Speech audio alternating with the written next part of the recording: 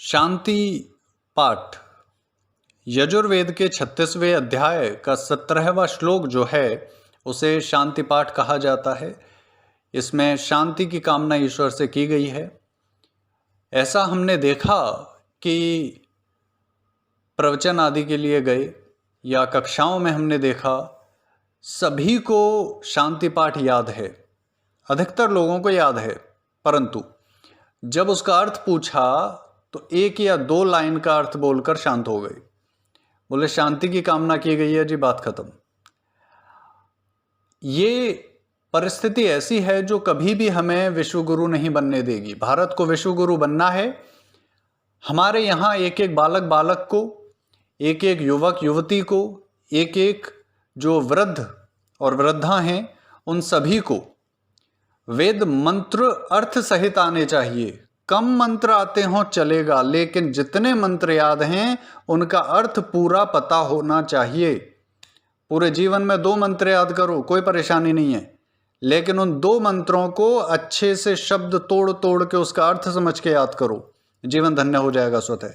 तो प्रारंभ करते हैं शांति पाठ। सबसे पहले पाठ करेंगे एक बार, उसके पश्चात कई बार पाठ करने में भी अशुद्धि हमने देखी है। शब्द कुछ का कुछ हम पाठ करते हैं, तो ध्यान दीजिएगा शब्द क्या हैं, और उसके बाद उसकी एक एक शब्द की व्याख्या अलग से करेंगे। ओम द्यौः शांति अंतरिक्षः शांति पृथ्वी शांति आपः शांति औषधयः शांति वनस्पतयः शांति विश्वे देवाः शांति ब्रह्म शांति सर्वं शांति शांति एव शांतिः सामा शांति एधि। ओम शांति शांति शांतिः। अब यहाँ कई शब्द ऐसे हैं जिनको जिस प्रकार से हमने कहा वही वो सही शब्द है, कई बार हम गलत तरह से कहते हैं। तो एक एक शब्द को समझते हैं। सबसे पहला आया है ओम। ओम क्या है? प्रणव ध्वनि। प्रणव क्या है? ईश्वर का नाम। वेद मंत्रों में कुछ अपवाद ऐसे हैं, कुछ मंत्र हैं जिसमें ओम शब्द अर्थात प्रणव ध्वनि कहा गया है, अन्यथा वेद मंत्रों के प्रारंभ में ओम नहीं लिखा जाता है। वेद मंत्रों के प्रारंभ में वेद किसने दिए? ईश्वर ने दिए। अब यदि मैं आपसे कोई बात कहता हूं तो मैं नहीं कहूंगा कि आलोक ऐसा कहता है, मैं क्यों कहूंगा भाई?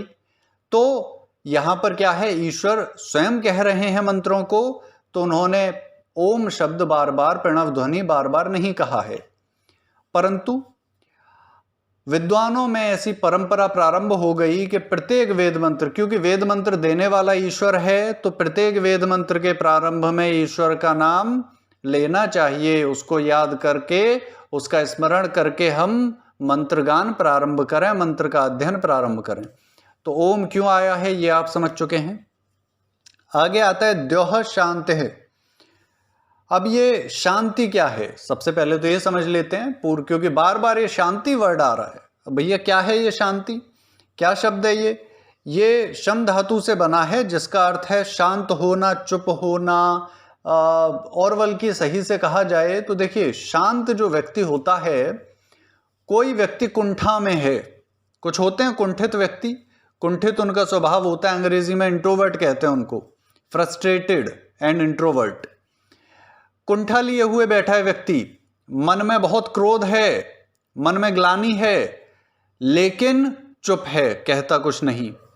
दर्द भरा हुआ है हृदय में, लेकिन कहता कुछ नहीं। तो ऐसा व्यक्ति जो है वो शांति में नहीं आएगा। आप नहीं कहेंगे ये शांत है, बिल्कुल नहीं कह सकते जी। वो शांत कब है? जब वो संतुष्ट है, अर्थात के जीवन की समस्याओं से आप निवृत्त हो गए, संतुष्ट हो गए, सुख वैभव यश ज्ञान जो भी मिला उससे, तब आप शांत हैं, उसको हमने शांति कहा। तो यहां ऐसी ही कामना की जा रही है, बेसिकली संतुष्टि मांगी जा रही है। अब कैसे मांगी जा रही है? द्यो में, द्युलोक में। द्युलोक क्या है? ये जो द्युलोक है, बेसिकली ये द्यु शब्द जो बना है, ये बना है दिव धातु से। दिव धातु जिसका अर्थ है चमकना, प्रदीप्त होना, है ना, उससे बना है द्यू, और द्यू से बना द्यो। द्यो का अर्थ है जहां से प्रकाश आता है, पर्यायवाची रूप में ले लिया गया है, जहां से प्रकाश आता है। तो हमारे चारों ओर आप अंतरिक्ष में देखिए, बहुत सारे तारे हैं, ग्रह आदि हैं, उल्कापिंड आदि हैं जो आपस में उल्कापिंड टकराते रहते हैं। तारे बहुत सारे बनते हैं, नष्ट हो जाते हैं। कितनी उथल पुथल है ब्रह्मांड के अंदर। अब सोचिए, एक उल्कापिंड आया, धरती से टकराया और धरती नष्ट, क्या बचा? कुछ भी नहीं। वे जो तारे हैं जो हमसे इतने प्रकाश वर्ष दूर हैं, उनमें भी ग्रह हैं जिनमें जीवन है। हमारे सौर मंडल में जैसे जीवन है, वैसे दूसरे में भी जीवन है। तो ऋषि की देखिए दूरदृष्टि। नासा आज कहता है कि आकाश गंगा में, पूरे ब्रह्मांड में और भी आकाश गंगाएं हैं जिनमें ग्रह ऐसे हैं जिन पे जीवन है। नासा आज कहता है, लेकिन ऋषि ने, ईश्वर ने वेद मंत्र कब दिए? सबसे पहला जो महायुग आया उसमें दिए। और तब ईश्वर क्या बता चुका है कि जहां से प्रकाश आता है उन लोकों में जो मनुष्य रहते हैं उनके जीवन में भी शांति हो। अब देखिए कितनी गूढ़ बात कह दी। अंतरिक्ष में जो तारे आदि हैं जो हमसे बहुत दूर हैं, जहां से प्रकाश हम तक आता है, उन लोकों में भी शांति हो, ऐसी कामना की जा रही है। उसके साथ क्या कहते हैं, अंतरिक्ष में ये उल्कापिंड आदि टकराते रहते हैं ग्रहों से। अंतरिक्ष में मंगल, जुपिटर आदि यदि नष्ट हो जाएं तो पृथ्वी भी नष्ट हो जाएगी, क्योंकि ये इन ग्रहों के कारण ही पृथ्वी पर जीवन संभव है। ये समझिए, सभी ग्रहों का महत्व है सौरमंडल में। तो अंतरिक्ष में भी शांति बनी रहे, कोई उल्कापिंड हमसे न टकराए, कोई तारा नष्ट होकर पृथ्वी को प्रभावित ना कर दे, इस प्रकार की कामना की जा रही है, द्युलोक में शांति हो। इसके बाद क्या कहा, अंतरिक्षम शांति। अंतरिक्ष क्या है भैया? अब ये जो अंतरिक्ष है, इसको शब्द देखिए कैसे बना है। आगे कक्षा में और गहराई में जाऊंगा, अभी तो समय कम है, तो थोड़ा प्रयास कर रहा हूं कम शब्दों में इसको आप तक पहुंचा दूं। उसके बाद पूरा 2 घंटे की क्लास केवल एक मंत्र की लेता हूं मैं, ताकि बच्चे को पूरा अच्छे से समझ आ जाए। तो अंतर यानी कि किसी के बीच में, और ईक्ष है देखना। तो पृथ्वी और जो आकाश हमने कहा, द्युलोक कहा, उसके बीच में क्या है उसको देखो। क्या है जी? वायुमंडल है। तो हमारे वायुमंडल में शांति हो। अंतरिक्ष शांति कहा, हमारे वायुमंडल में शांति हो।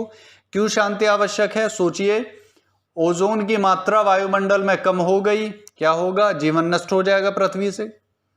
नाइट्रोजन बढ़ जाए, जीवन नष्ट हो जाएगा। सल्फर बढ़ जाए, जीवन नष्ट हो जाए। अब देखिए ऋषियों का देखिए वैज्ञानिक स्तर, वेद का वैज्ञानिक स्तर देखिए, क्या कामना कर रहे हैं। वायुमंडल में जो गैसें आदि हैं, वायुमंडल का पृथ्वी के गुरुत्वाकर्षण से जो संबंध है वह बना रहे, ताकि पृथ्वी पर जीवन नष्ट ना हो। तो क्या कहा हमने कि ईश्वर अंतरिक्ष, जो पृथ्वी और द्युलोक के बीच का जो लेयर है, जो परत है, जो सतह है वायुमंडल, उसमें भी शांति रहे, किसी प्रकार की उथल पुथल ना हो। अगले शब्द में कहा पृथ्वी शांति। पृथ्वी पृथु से बना है। पृथु का अर्थ है व्यापक, विशाल या कोई चौड़ी जगह। इसका स्त्रीलिंग है पृथ्वी, जिसका अर्थ है दृश्यमान, अर्थात जितना जो दिखता है, दिखने वाला, दृश्यमान, विशाल संसार। तो वो क्या है? हमारी ये पृथ्वी। तो कहा कि पृथ्वी पर भी शांति रहे, सभी जीव संतुष्ट रहें। ऐसा ना हो कि पड़ोसी से जलकर उसको लूटने के लिए मारकाट कर दे। ऐसा ना हो कि दूसरे पर हम दूसरे की चोरी करें, एक दूसरे से जलें, राष्ट्रों में आपस में युद्ध है, ये सब हम नहीं चाहते। पृथ्वी पर सभी पशु पक्षी आदि में शांति बनी रहे। पृथ्वी पर कोई भूकंप आदि ना आए। देखिए भूकंप आता है, सुनामी आती है, होता क्या है, हम सभी का जीवन प्रभावित हो जाता है, नष्ट हो जाता है। तो कामना की जा रही है कि शांति बनी रहे, पर यह कामना करने से सब कुछ नहीं होगा, समझ लीजिए। हाँ, द्युलोक में तारों, उल्कापिंड में क्या होता है आप कुछ नहीं कर सकते, उसके लिए जो वैज्ञानिक हैं उनको आदेश दिया है ऋषि ने, ईश्वर ने, कि आप ऐसे वेदों पर अनुसंधान करके ऐसे उपकरण बनाएं जिनसे उल्कापिंड आदि यदि पृथ्वी की ओर आए तो उनको अंतरिक्ष में वहीं नष्ट कर दिया जाए, ताकि पृथ्वी पर जीवन को समस्या ना हो। वायुमंडल के लिए कहा गया है कारखाने आदि से इतनी जहरीली गैसें मत निकालिए, अन्यथा वायुमंडल प्रभावित होगा। केवल बैठ के प्रार्थना करते रहे। यज्ञ करने से वायुमंडल में जो गैसें हैं वो संतुलित होती हैं। यज्ञ हम करते नहीं, हम क्या करते हैं, केवल प्रार्थना करते हैं शांति पाठ करके। तो प्रार्थना से कुछ नहीं होगा। प्रार्थना करो, अच्छी बात है, लेकिन उसके साथ कर्म भी करना होगा। तो यज्ञ कीजिए, कारखाने आदि कम कीजिए, कोशिश कीजिए कि उनसे कम प्रदूषण हो, तो वायुमंडल सही रहेगा। पृथ्वी पर करना है तो यज्ञ नियमित करो। आप अपने साथ साथ दूसरों की भी फिक्र करना सीखो, जंगल काटना कम करो, तब पृथ्वी पे शांति होगी। आगे क्या कहा, आपः शांति। अब ये जो आप है, अप धातु से बना है, जिसका अर्थ है जल या पानी। हालांकि इसका प्राण, वायु, अंतरिक्ष इनके लिए भी प्रयोग होता है आपका, लेकिन जो कॉमन जो है, जो बहुचर्चित जो इसका प्रयोग है वो जल के लिए होता है। जैसे आप देव हम कहते हैं, आप देव है जल का देवता। कौन है जल का देवता? वरुण। तो आप में जल से जुड़े हुई जो भी स्रोत हैं, उसके सोर्स हैं, उनमें शांति हो, अर्थात तालाब, नदियां, समुद्र, ये सभी शांत रहें, शुद्ध रहें, ताकि हमें जल उपलब्ध हो सके और हम पशु पक्षी पेड़ पौधे सभी सुखी रह सकें पृथ्वी पर। परंतु जल के अपने आप शुद्ध हो जाएगा। बीच पर गए टहलने, रोमांटिक वॉक, पानी की बोतल लेकर गए, समुद्र में उछाली, चली गई जी। अब उसको समुद्री जीव खा लेंगे, उससे क्या होगा, उनकी मृत्यु होगी। और वो प्लास्टिक कभी गलेगा नहीं, आगे भी जीवों को प्रभावित करता रहेगा। हम गंदगी नदी में, तालाबों में हम गंदगी फेंकते हैं, होता क्या है, हमें ही नुकसान होता है। हमने देखा कुछ गंगा किनारे जाकर हुक्का पी रहे हैं, बोले हम भोले के भक्त। अरे भैया, हुक्का पीकर राख को वहीं पे डाल रहे हो, और ये नशा है, तमाकू है। इससे क्या होगा, जल प्रदूषण बढ़ेगा, वायु प्रदूषण बढ़ेगा। तो इसके लिए आपः शांतिः, अर्थात कि मैं ऐसी ईश्वर से प्रार्थना करता हूं कि मैं ये जो कर्म कर रहा हूं जल को शुद्ध रखने का पृथ्वी पर, उसमें आप मेरी सहायता करें। कर्म कर रहा हूं, पहले कर्म करता हूं, फिर ईश्वर से सहायता मांगता हूं। क्रम को समझिए। अगला कहा औषधयः शांतिः, औषधि। अब ये जो औषध क्या है, उष से बना है ओष। उष का अर्थ है जलना, चमकना, प्रकाशित होना, है ना।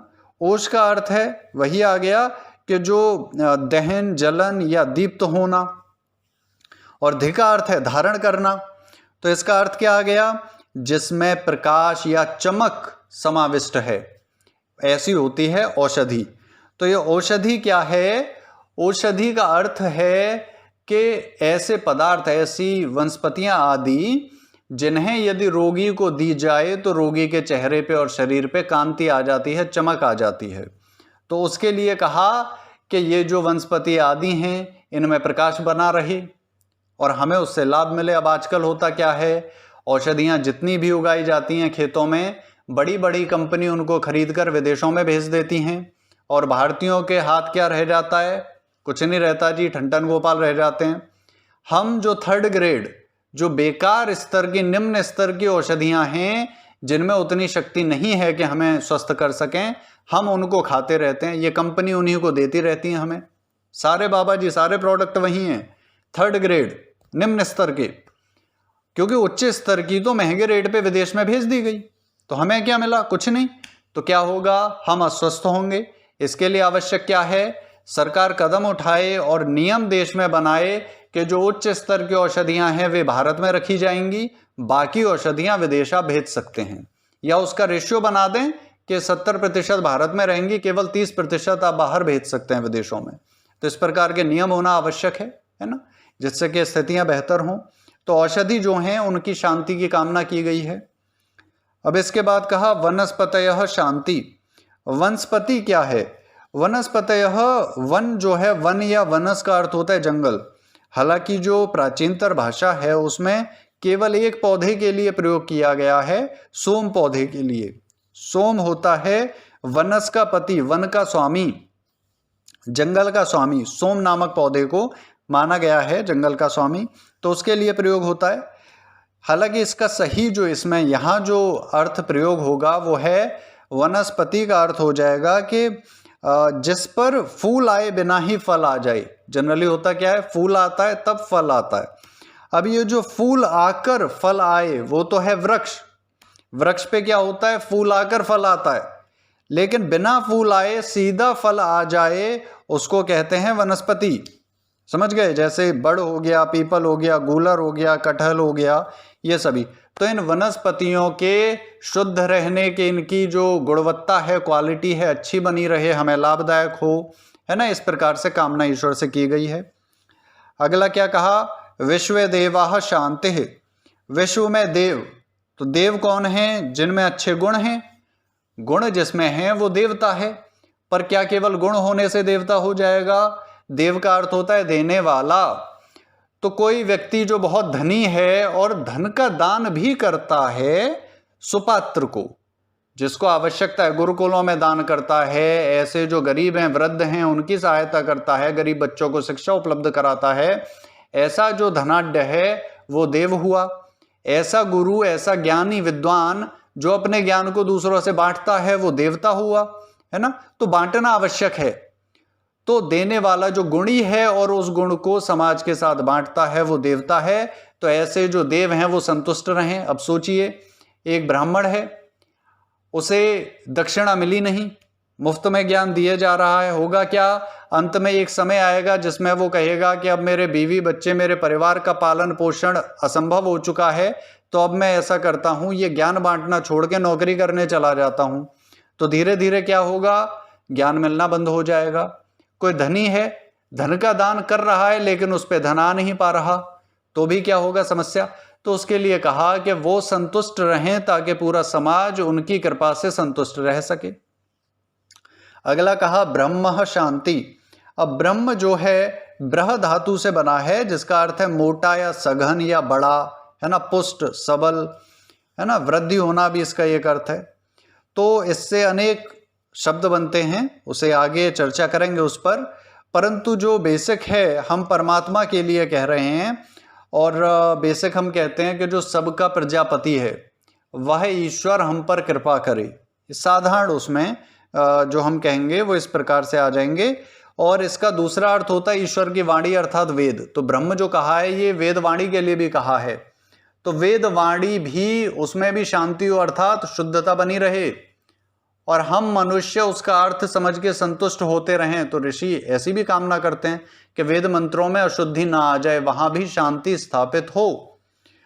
उसके बाद कहा सर्वम शांति। सभी जगह, हर किसी में, पशु पक्षी, पेड़ पौधे, मनुष्य, अंतरिक्ष, वायुमंडल, सभी जगह शांति स्थापित हो। शांति एवं शांति, जो शांति है उसमें भी शांति बनी रहे। मतलब अब शांति है बहुत, अयोध्या नगरी में बहुत शांति थी, धीरे धीरे रावण बढ़ने लगा, उसकी शक्ति बढ़ने लगी और शांति भंग हो गई। मथुरा में बड़ी शांति थी, जैसे कंस ने सत्ता संभाली तो अशांति बढ़ गई, शांति गायब हो गई। तो हुआ क्या कि वही प्रार्थना कर रहे हैं कि शांति हो, और ऐसे सबल देव, ऐसे राजा, ऐसे गुरु, ऐसी प्रजा बने जो कि शांति को नष्ट ना होने दें, उसको बनाए रखें। तो शांति में भी शांति बनी रहे। सा मा शांत्यः एधि। तो एधि का अर्थ है बढ़ना, है ना। तो एधि का अर्थ क्या है, बढ़ना। तो यहां पर कहा कि शांति जो है सभी जगह बढ़ती रहे। वह जो शांति है वह मुझ में व्याप्त हो और पनपे, वो बढ़ती रहे। जो शांति है, जो संतुष्टि है, आज रोटी पे घी लगा के बड़ा अच्छी सब्जी से खाई, आनंद आ गया, संतुष्टि हुई। ये संतुष्टि अब बढ़े और मोक्ष की संतुष्टि मेरे, अर्थात ईश्वर में मैं शांति ढूंढूं तो शांति मुझ में बढ़ती चली जाए। तो इस प्रकार से शांति पाठ का बड़ा गूढ़ अर्थ है। शांति की कामना यहाँ की गई है, पर साथ ही कहा गया है कि यदि आप उस रास्ते पर, उस दिशा में कर्म नहीं करेंगे तो शांति स्थापित होना असंभव हो जाएगा। तो हमें इसके लिए प्रयास करना चाहिए। आशा करते हैं आपको लाभ मिलेगा इस मंत्र से। इसे अपने मित्रजनों तक, संबंधियों तक पहुंचाएं और सहायता करें हमारी एक कपि सेना का निर्माण करने में। भारत में कपि सेना जो प्रकृति पर, जो वेद पर, जो ईश्वर पर निर्भर रहती है और सत्य का प्रचार एवं प्रसार करती है।